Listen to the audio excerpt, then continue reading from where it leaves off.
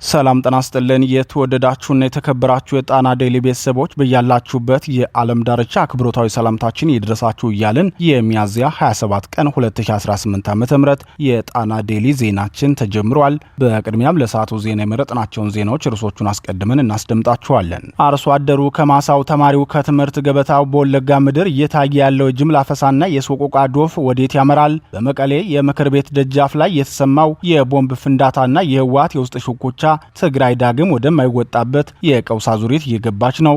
ባህር ዳር ላይ ተነስቶ ካርቱም ላይ ያረፈው ድሮን ሱዳን በኢትዮጵያ ላይ የሰነዘረችው ይፋዊ የጦርነት ዛቻና በቀጠናው ላይ የተደቀነው የሉዓላዊነት ስጋት፣ በሌላ በኩል ደግሞ ኢራን ከምድረ ገጽ ትጠፋለች፣ የዶናልድ ትራምፕ የነጻነት ፕሮጀክት እና የዓለምን ኢኮኖሚ ሊያሽመደምድ የደረሰው የሆርሙዝ ወሽመጥ የባሩድ ሽታ፣ ከሀገር ውስጥ እስከ ዓለም አቀፍ ጂኦፖለቲካዊ ትኩሳት በድንጋጤ በጭንቀትና በሀያላኑ ፍጥጫ የታጀቡ ወቅታዊ መረጃዎችን በጥልቀት የምንመረምርበት የዕለቱ ዜናችን አሁን ይጀምራል። እስከ ፍጻሜው አብራችሁን እንድትቆዩ እየጋበዝን ወደ ዝርዝር ዜናዎቹ እናልፋለን።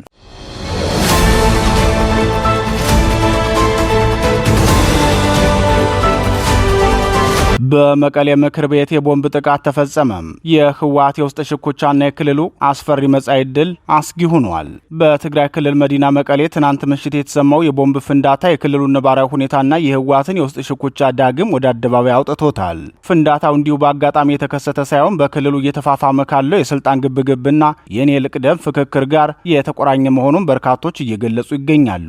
ትናንት ምሽት 2 ሰዓት ገዳማ በትግራይ ክልል ምክር ቤትና በጊዜያዊ አስተዳደሩ ፕሬዝዳንት ጽሕፈት ቤት መካከል በደረሰው የቦምብ ፍንዳታ ምንም እንኳን በሰው ላይ የደረሰው ጉዳት የለም ቢባልም መልእክቱ ግን ግልጽ ነው። ፍንዳታው የተከሰተው በ2012 ዓ.ም በተካሄደው ምርጫ የተመሰረተውና በፕሪቶሪያው ስምምነት መሰረት ፈረሰ የተባለው የክልሉ ምክር ቤት ዛሬ ማክሰኞ ሚያዝያ 27 ቀን 2018 ዓ.ም አስቸኳይ ስብሰባ እንዲያደርግ ጥሪ በተላለፈበት ዋዜማ ላይ ነው። ይህ ጥሪ በጊዜያዊ አስተዳደሩና በህወሓት ነባር አመራሮች መካከል ያለውን የከረረ ልዩነት ወደ ለየለት ግጭት እየገፋው መሆኑን ያሳያል። ፖሊስ ፍንዳታው ከምክር ቤቱ 500 ሜትር ርቆ ነው ቢልም ክስተቱ ግን በነገው ስብሰባ ላይ የተደቀነ የስጋት ጥላ መሆኑ አልቀረም። የህወሓት አመራሮች በሁለት ጎራ ተከፍለው በሚያደርጉት የፖለቲካ ቁማር ክልሉን ዳግም ወደማይወጣበት ቀውስ ውስጥ እየከተቱት ይገኛሉ። በአንድ በኩል በጊዜያዊ አስተዳደሩ ዙሪያ የተሰለፉ አመራሮች፣ በሌላ በኩል ደግሞ የፓርቲውን መንበር የሙጥኝ ያሉና ነባር የምክር ቤት አባላትን በማንቀሳቀስ ስልጣናቸውን ለማስጠበቅ የሚጥሩ ወገኖች ግብግብ ክልሉን የጦር አውድማ እያደረገው ነው።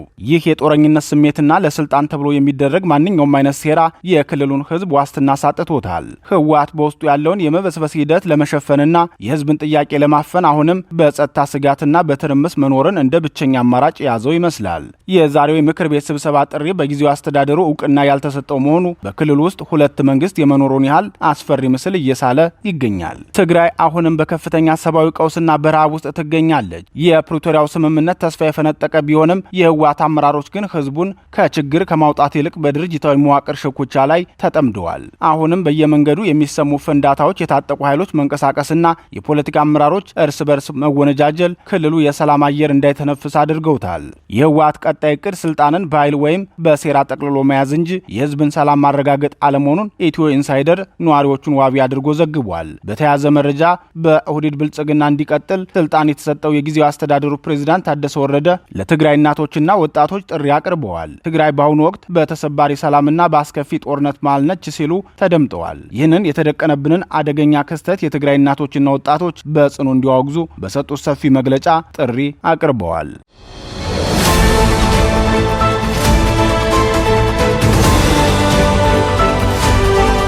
ሱዳን በኢትዮጵያ ላይ ዛተች። የአጸፋ ምላሽ በቅርቡ ሰጣለው ስትል በጋር ተናግራለች። ምክንያቱ ደግሞ በሱዳን ካርቱም በተፈጸመው የድሮን ጥቃት የኢትዮጵያ እጅ ያለበት መባሉን ተከትሎ ነው። የሱዳን መንግስትና ጦር ሰራዊት በኢትዮጵያና በተባበሩት አረብ ኤሚሬትስ ላይ ትልቁን ወታደራዊ ክስ መስርተዋል። ካርቱም የማያዳግም ማስረጃ አለኝ ስትል ይፋ ያደረገችው መረጃ የቀጠናውን ኃይል አሰላለፍ የሚቀይርና ኢትዮጵያን ወደማይፈለግ ቀውስ የሚገፋ ሆኖ ተገኝቷል።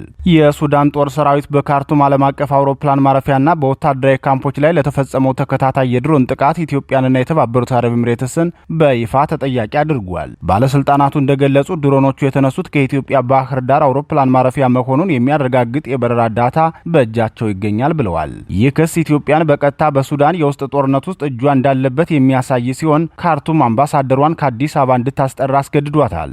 የሱዳን ወታደራዊ አመራሮች በፈለግነው ጊዜና ቦታ አጸፋ የመመለስ መብታችን የተጠበቀ ነው ሲሉ ያሰሙት ዛቻ ጉዳዩ ከዲፕሎማሲያዊ ንግግር ወደ ወታደራዊ እርምጃ መሸጋገሩን ያመላክታል። የብልጽግናው መንግስት አገሪቱ ያለችበትን እጅግ ውስብስብ የውስጥ ቀውስ፣ የኢኮኖሚ ውድቀትና የሰላም እጦት መፍታት ሳይችል በውጭ ኃይሎች የውክልና ጦርነትና በተላላኪነት ተግባር ውስጥ መዘፈቁ አገሪቱን ለከፍተኛ አደጋ እያጋለጠ መሆኑን ተቺዎች ይናገራሉ። በቅርቡ የሱዳን ወታደሮች የኢትዮጵያን ድንበር ጥሰው የወሰዱት እርምጃ ሳይረሳ አሁን ደግሞ ባህር ዳርን ለሱዳን ጦርነት የድሮን ማዘዣ ማድረጉ ያጸፋ ጥቃቱ ኢላማ ባህር ዳርና አሶሳ ላይ እንዲያርፍ ግብዣ እንደማቅረብ ይቆጠራል ሲሉ ተንታኞች ይናገራሉ። የብልጽግናው መንግስት ከውጭ ኃይሎች በምታገኘው መጠነኛ ወታደራዊ ድጋፍ ሲል ለዘመናት የቆየውን የጎረቤት ሀገራት ግንኙነት መስዋዕትነት ማድረጉ የታሪክ ጠባሳ ሊሆን እንደሚችል የጣና ዴሊ ተንታኞች ደጋግመው ይናገራሉ። በተጨማሪም በዚህ ክፍተት ካይሮ በኢትዮጵያ ሉዓላዊነት ላይ ለምታደርሰው ጫና በር ይከፍታል ያሉ ሲሆን ከዚህ ቀደም በህዳሴ ግድብ አካባቢ በርካታ የግብጽ ወታደሮች በሱዳን ፈጥኖ ድራሽ ኃይል መማረካቸውንና የካይሮ ድብቅ ፍላጎት በሱዳን በኩል መሆኑን መዘገባችን ይታወሳል። አሁን ግን የሱዳን ጦር ሰራዊት ከኢትዮጵያ ጋር ፊት ለፊት መጋጨቱ ግብጽ ለዓመታት ስትመኘው የነበረውን ሱዳንን እንደ ጦር ሰፈር የመጠቀም እድል በወርቅ ሳህን ሊያቀርብላት ይችላል። ይህም በታላቁ የህዳሴ ግድብ ደህንነት ላይ ቀጥተኛ አደጋን ደቅኗል። የብልጽግናዋ ኢትዮጵያ በውስጥ ጦርነት እየታመሰች በጎረቤት ሀገር ሉዓላዊነት ላይ ጣልቃ መግባቷ የሚያስከትለው መዘዝ ቀላል አይሆንም። የካርቱም አጸፋ መልሳለሁ ዛቻ ወደ ተግባር ከተቀየረ የምስራቅ አፍሪካ ቀንድ የጦርነት ማዕከል መሆኑ የማይቀር ነው። የብልጽግና መንግስት አገሪቱን ከዚህ የጥፋት አዙሪት የሚያወጣበት ጥበብ ይኖረዋል ተብሎ አይገመትም። ለዘገባው ሱዳን ትሪቡንን ተጠቅመናል።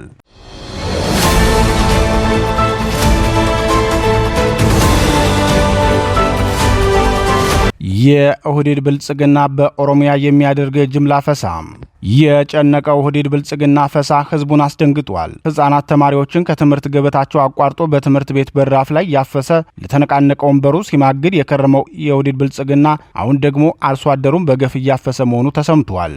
የኦህዴድ ብልጽግና ሰላምን ማስጠበቅ አቅቶት ያለ ጦርነት መንግስት የማይኖር ይመስል ላለፉት 8 ዓመታት በተለይ በወለጋ ምድር የፈጠረው የጦርነት አባዜ ዛሬም ማህበረሰቡን በእጅጉ እየጎዳው ይገኛል።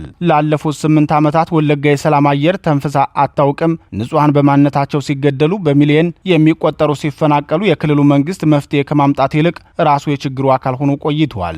ዛሬ ደግሞ ይህ የሰላም እጦት መልክ ቀይሮ አርሶ አደሩን ከመሬቱ ተማሪውን ከትምህርት ቤቱ ነቅሎ ወደ አውዳሚ ጦርነት ወደ መማገድ ተሸጋግሯል ሲል ዋዜማ ይዞት የወጣው መረጃ ለአንድ አገር ህዝብ እጅግ አስደንጋጭ መረጃ ነው። እንደ ዋዜማ መረጃ ከሆነ በኦሮሚያ ክልል ምስራቅና ሆሮ ጉዱሩ ወለጋ ዞኖች የሚኖሩ አርሶ አደሮችና ሌሎችም የህብረተሰብ ክፍሎች በጸጥታ ቀውስና በአስገዳጅ ወታደራዊ ምልመላ ስጋት ውስጥ ወድቀዋል።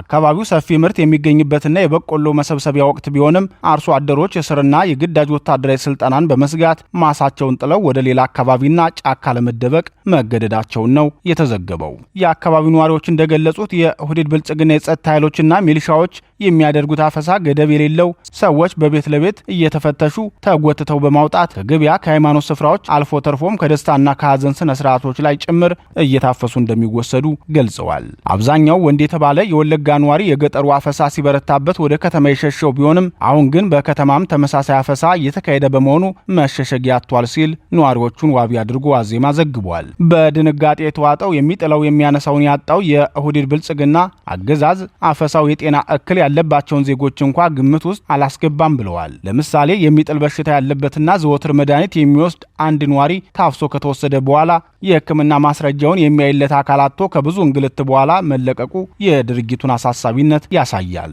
በሆሮ ጉዱሩ ወለጋ ዞን በተለይም በአቤ ደንጎሮ፣ ጉሎና ሀባቦ ጉዱሮ ወረዳዎች አርሶ አደሮች አካባቢውን ከሸኔ መከላከል በሚል ሰበብ ከ3 እስከ 4 ቀን የሚወስድ የግዳጅ ሚሊሻ ስልጠና እንዲወስዱ እየተገደዱ እንደሚገኙ፣ በሌላ በኩል ደግሞ የኦሮሞ ነጻነት ሰራዊት ታጣቂዎች በጃርዴጋ ጃርቴ ወረዳ ፋኖን መዋጋት አለባችሁ በሚል ተማሪዎችንና አርሶ አደሮችን እያፈሱ ወደ ጫካ እየወሰዱ ይገኛሉ። በዚህ አስገዳጅ ግጭት ውስጥ እንዲሳተፉ የተደረጉ 16 አርሶ አደሮች ሕይወታቸው ማለፉ ተረጋግጧል ሲል ዋዜማ ዘገባውን ይቀጥላል። በምስራቅ ወለጋ ዞን ጊዳ አያና ወይም ኪረሙ ወረዳዎች ደግሞ መንግስት ጋቸና ሲራና ወይም የስርዓት ጥበቃ የተባለውን ስልጠና በግድ መሰልጠን አለባችሁ እያለ ከማሳቸው እያፈሰ ይወስዳቸዋል። በዚህም የተነሳ አርሶ አደሩ በሁለት ወገን ጥቃት ሰለባ ሆኗል ይላሉ ነዋሪዎቹ። ላለፉት 8 ዓመታት የአሳርና የደም ምድር የሆነው ወለጋ አሁንም የስቃዩ ዶፍ አላበራም ይላሉ ነዋሪዎቹ። በተለይ የአማራ ብሔር በብዛት ያለባቸው አካባቢዎች በትኩረት የሚደረገው ጥቃት ተባብሶ ቀጥሏል። በመንግስት በኩል ታጣቂዎችን ትደግፋላችሁ በሚል ሲታፈሱ፣ በታጣቂዎች በኩል ለመንግስት መረጃ ታቀብላላችሁ በሚል ጥቃት ይሰነዘርብናል በማለት ይናገራሉ።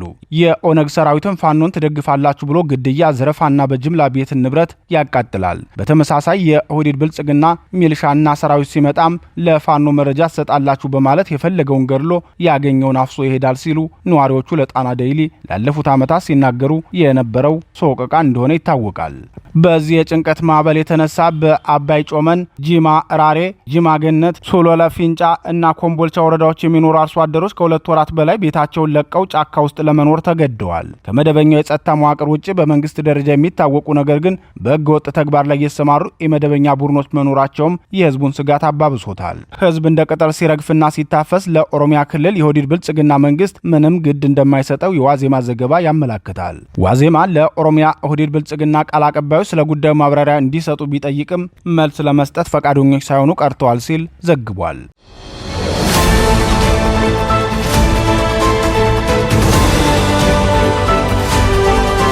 የዓለም ኢኮኖሚ የደም ስር ተብሎ በሚታወቀው የሆርሙዝ ወሽመጥ ላይ ዳግም የጦርነት ደመና ጥልቷል። በዋሽንግተንና በቴህራን መካከል ለዓመታት የዘለቀው ቁርሾ አሁን ወደ ቀጥተኛ ወታደራዊ ፍጥጫና ወደ ከፋ የጂኦፖለቲካዊ ትኩሳት ተቀይሯል። ፕሬዚዳንት ዶናልድ ትራምፕ ፕሮጀክት ፍሪደም ሲሉ የሰየሙት አዲሱ እቅድ ወሽመጡን ከኢራን ይዞታነት አላቆ የአሜሪካን የበላይነት ለማረጋገጥ የታለመ ቢሆንም ቀጠናውን ግን ወደማያልቅ ማጥ ውስጥ ሊከተው እንደሚችል እየተነገረ ይገኛል። የትራምፕ ውሳኔ የአሜሪካን አስገዳጅ ዲፕሎማሲ ዳግም ወደ መድረክ የመለሰ ክስተት ነው። በወሽመጡ የታገቱ መርከቦችን በመሪነት ለማስወጣት መወሰኑ ለዓለም አቀፉ ማህበረሰብ የአሜሪካን የባህር ላይ የበላይነት ለማሳየት የቀረበ ግብዣ ሲሆን፣ ለኢራን ደግሞ የቀጥተኛ ግጭት ጥሪ ሆኖባታል። ኢራን ይህንን እርምጃ የተኩስ አቁም ስምምነቱን መጣስ እንደሆነ በመግለጽ ማንኛውንም አይነት ወታደራዊ እንቅስቃሴ በጽኑ እንደምትመክት አስታውቃለች። ይህ የቃላት ጦርነት በተግባር ተተርጉሞ በባህር ኃይሎች መካከል የተኩስ ልውውጥ መጀመሩ ቀጠናው ምን ያህል ለፍንዳ የቀረበ እንደሆነ ማሳያ ነው።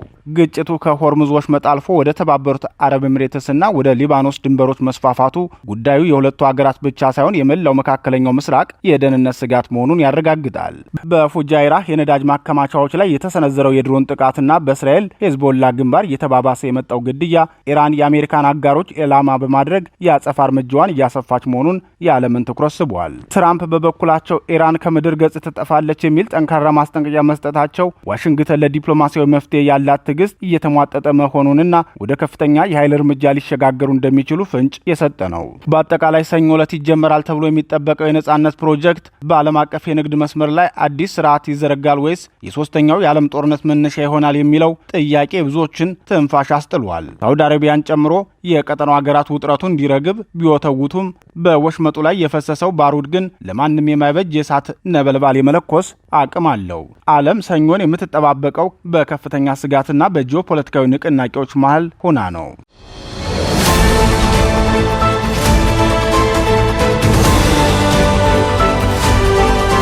የተወደዳችሁና የተከበራችሁ የጣና ዴይሊ ቤተሰቦች የሰዓቱ ዜናችን የተከታተላችሁትን ይመስል ነበር። ምርጫችሁ ስለምታደርጉን እናመሰግናለን። ተሰናበትናችሁ። ጤና ይስጥልን።